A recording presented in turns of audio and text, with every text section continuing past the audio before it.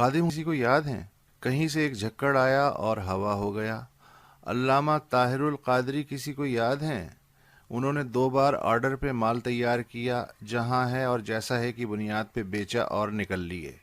مگر مولانا فضل الرحمان نہ تو کوئی جھکڑ ہیں، نہ ہی آرڈر پہ مال تیار کرنے والے۔ مولانا ایک کل وقتی سیاستداں اور 100 برس پرانی مذہبی سیاسی جماعت کے قائد ہیں۔ اس ملک میں فوج کے بعد اگر کسی کے پاس منظم طاقت ہے تو وہ مولانا ہے۔ بخدا نہ تو یہ قصیدہ ہے، نہ تعلی، نہ خوشامد، نہ طنز۔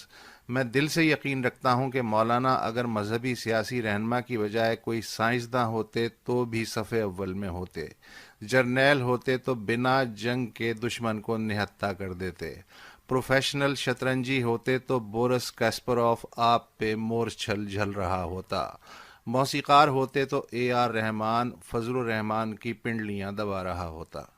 آپ یہ دیکھیں کہ 2-2.5 ہفتے سے اس ملک میں ہو کیا رہا ہے۔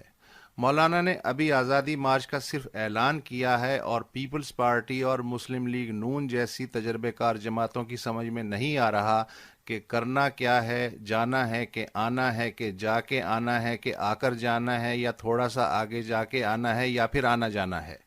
مولانا بذات خود پارلیمنٹ سے باہر ہیں۔ 342 کی قومی اسمبلی میں ان کی جماعت کی 16 سیٹیں ہیں اور 104 سیٹوں کے ایوان بالا میں جمعیت کے 4 سینیٹرز، لیکن ان سے تگنی چوگنی سیٹیں رکھنے والی پیپلز پارٹی اور نون تک کی سمجھ میں نہیں آ رہا کہ مولانا کا چہرہ اتنا پرسکون اور باڈی لینگویج اتنی بااعتماد کیوں ہے۔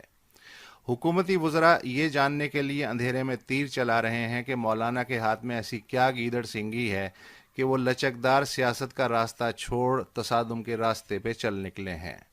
حالانکہ مولانا نے آزادی مارچ شروع نہیں کیا، صرف ہتھوڑی سے طبلہ کس کے اس پہ بیانیہ پاؤڈر ہی مل رہے ہیں، مگر وزراء نے کورس کی شکل میں یہ کیا ہوا کیسے ہوا کے الاپ پہ تا تا تھیا شروع کر دیا ہے۔ سرکاری بدحواسی کا یہ عالم ہے کہ کبھی مولانا کی پریس کانفرنس چینلوں سے غائب ہو رہی ہے، کبھی میڈیا کو زبانی کہا جا رہا ہے کہ مارچ اور دھرنے کی کوریج نہیں کرنی، کبھی جمعیت علماء اسلام کے نام سے دھرنے کے شرکاء کے لیے جعلی ہدایات، تو کبھی جماعت احمدیہ کا جعلی خط سامنے لایا جا رہا ہے کہ احمدی اس لانگ مارچ میں خاموشی سے شرکت کریں۔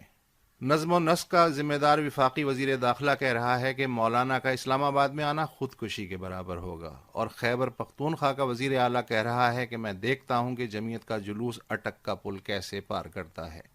وزیر اعظم عمران خان کو ایران اور سعودی عرب کے مابین ثالثی جتنی آسان محسوس ہو رہی ہے، حزب اختلاف سے معاملہ فہمی سے نمٹنا اتنا ہی مشکل لگ رہا ہے۔